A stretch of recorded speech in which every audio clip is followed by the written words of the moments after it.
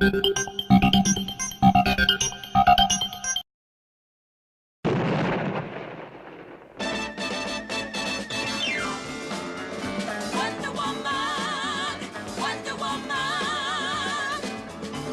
the world is waiting for you and the power you possess.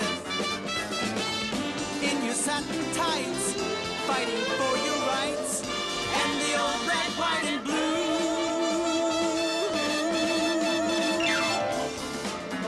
Wonder Woman, Wonder Woman. Now the world is ready for you and the wonders you can do.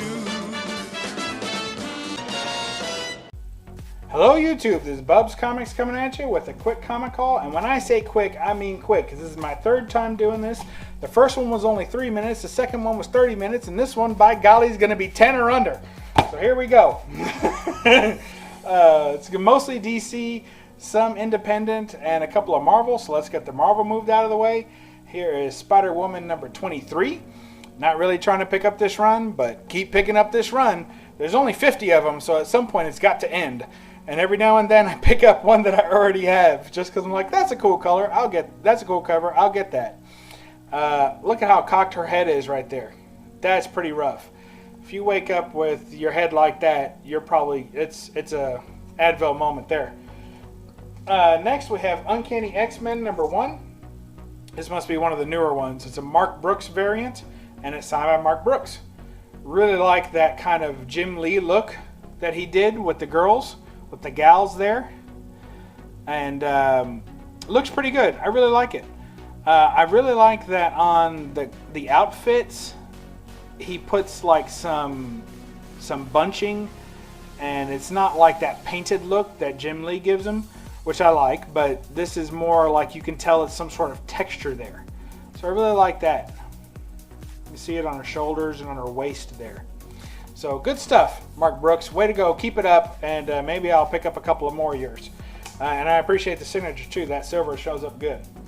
Next we have Vamp Blade. Andrew Mangum is the cover artist on this. I don't even care what's on the inside. I just think he does great work.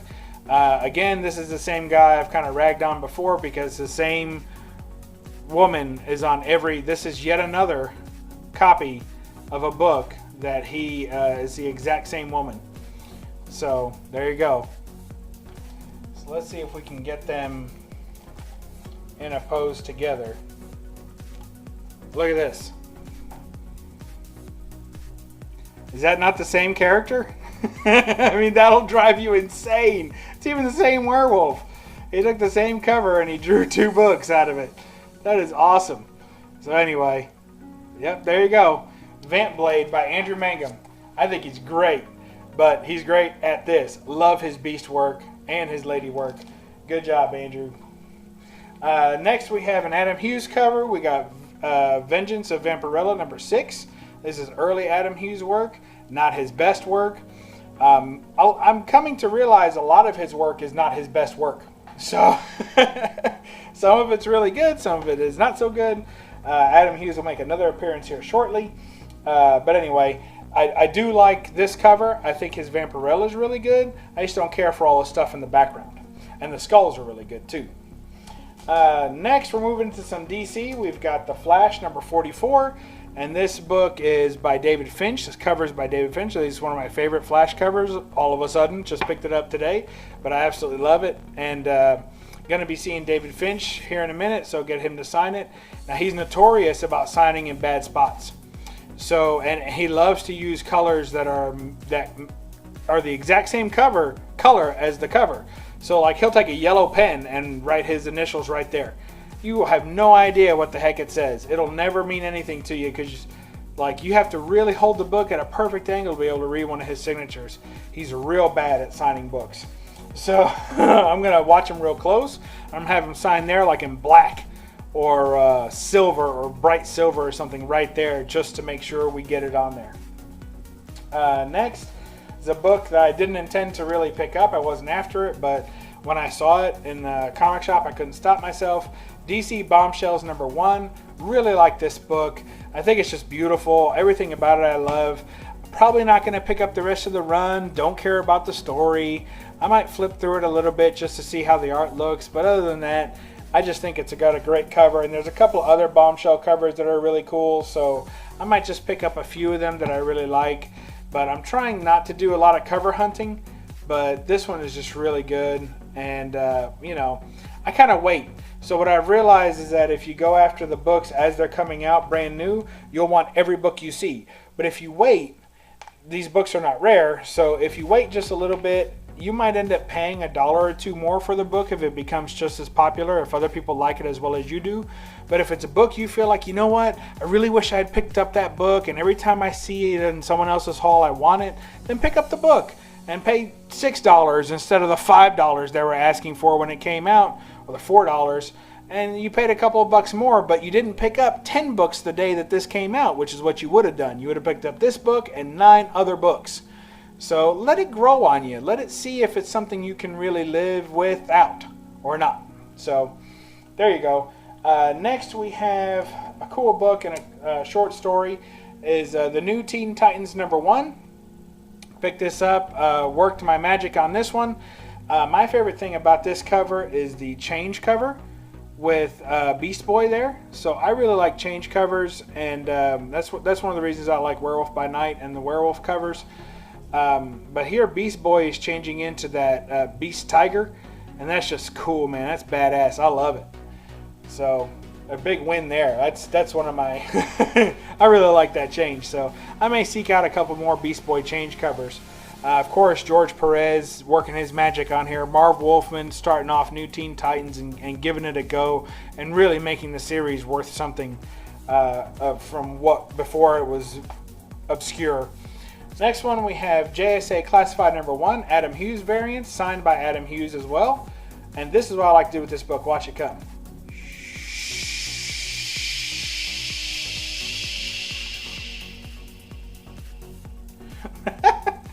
There you go.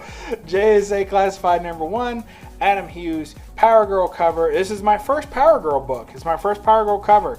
I really was debating. There's a couple of really good ones out there. And some are by Adam Hughes, but a lot of the other Adam Hughes, he likes to give the girls a really, really goofy face, and I can't stand that. You know, if it looks like they just jumped out of a cake and they're having at a party or something, it's just not my cup of tea. I like it when his girls look sexy and tough and ready to go, you know. I mean, of course I like a smiling woman or whatever, but not like with her mouth open, like with a sandwich hanging out or whatever the heck he draws. It just looks silly. So I don't care for all of them. But when he gets it right, he gets it perfect. So that's how I feel about Adam Hughes. I don't like them all, but when he gets it right, there's nothing better. So there you go. Adam Hughes, Power Girl, JSA Classified #1. Next comes a book and a little tip. So here is my tip for negotiating price. This works at comic shops. This works really well at cons and anywhere dealers can be found selling books. So here's Wonder Woman #72. This is not a major key. This is one of those books where people love it because it's a great example of Brian Boland Wonder Woman. You really can't get, I think it's the Brian Boland Wonder Woman cover. Now there's others, of course, but I think this is the best. I think John Byrne has a distinctive run on Wonder Woman, and there's some that are very iconic for him. There's, Adam Hughes has a run, and there's one that's iconic for him. It was 180 or something like that. And for me, I like Wonder Woman 102. It's a great cover by Byrne. So anyway, this is the Brian Boland cover for me. I like Wonder Woman 0 when he did the Boland cover for that, but this is really the best. So in any case, this is a $40 or $50 book. So here's the tip. When a dealer is offering you 40 or 50 bucks or whatever the price may be, see if he has any other copies of the book. Often they do. First, generally, I hunt down all the copies of the book if sometimes they're scattered around. Sometimes a dealer will put the best copy of a book on the wall, but he or she will have 2 or 3 other books that are the same. It would be a Wonder Woman 72, like in a bin, in a long box or in a short box or whatever. in the general population, let's say, not on the wall. So just because you see it on the wall doesn't mean they don't have other copies of it. And you can even ask them, do you have any other copies of that book? And they'll say, yeah, I got, in this case, the guy had 3 copies of this book. So I was like, yeah, I got 3 copies of that book. Hold on, I'll get them. He gets me all 3 copies. And then he and I go through each book to see which one's the best. So he thinks. So we're going through the book, and it's like, okay, we pull out one book, we put beside him, and we're grading them together. And immediately, usually one will stand out as kind of the best one, then the other ones will be middling around. And definitely one will stand out as the worst one. In this case, the book that's the worst is usually the quickest to identify. So whichever book you pull out and you and the dealer agree, this one really, it's got maybe an extra crease, or it's got a spine opening, a spine stress, or something like that, then okay, set that aside. So what I do is I never let the books get very far away from me, because usually this can be attractive to other collectors, and they'll start kind of swooping in on you, and as soon as you let a book go too far away from you, they'll pick it up. And I don't know where you've ever been, but usually whoever's holding the book, that's who's buying the book. So I usually, as soon as we discard the first low grade one, I keep that close to me. I keep that closest. And then, like to my stomach almost, I bring it all the way in. Then we start going over in detail the other ones. We've already assigned a grade to the lowest one, and it's usually a pretty low grade. And the dealer will help you downgrade the book.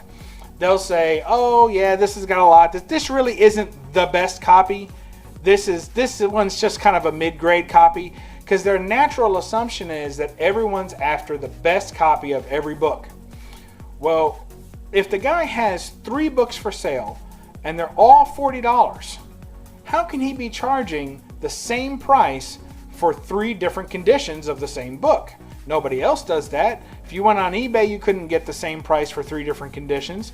You go on, mycomicshop.com or, Midtown Comics, wherever you go to buy books, if they have 3 distinct different grades for the same book, they're not going to have the same price on them.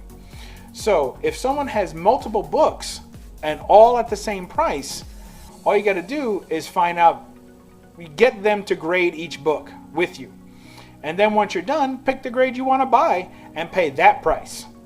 The now agreed upon price for that grade, because you already know what the max is. The best book the guy has is $40. So now he's got 2 other books. So it's how much do you want to spend? Me personally, I'm a low grade collector. I wanted the worst looking book he had. This was it, which still looks good. I say it's about a 7.5 to an 8. So now his other books, one got up to probably about a 9.2, and the other one was probably about an 8.5. So I was very happy with this 7.5 to an 8. Got it for $20. Why? Because we determined the best one was 40. And then he was like, yep, I think this is the best one. I was like, all right, well, if that one's 40, and then this one should be somewhere around 30, and this one should be somewhere around 20. And, he agreed. And really, what choice did he have? Because he had helped me to grade it, and actually, he had given this book, between the 2 of us, he was like, I don't know, it's probably like a 4.5 to a 5, because he was wanting to discard it quickly. Like, let's move this book out of the way, and then get to the other books that were higher priced. Now, there's nothing wrong with doing this. This is not like some sort of trick or anything like that. It's just, naturally, whenever something sticks out at you naturally, that this cannot both be equally true. You can't have 3 different books for the same price that are 3 different conditions. That's not naturally correct. So once you establish that, yeah, that's not right, then the highest graded book is what the price that's on all 3 books, and then the other 2 books are less than that.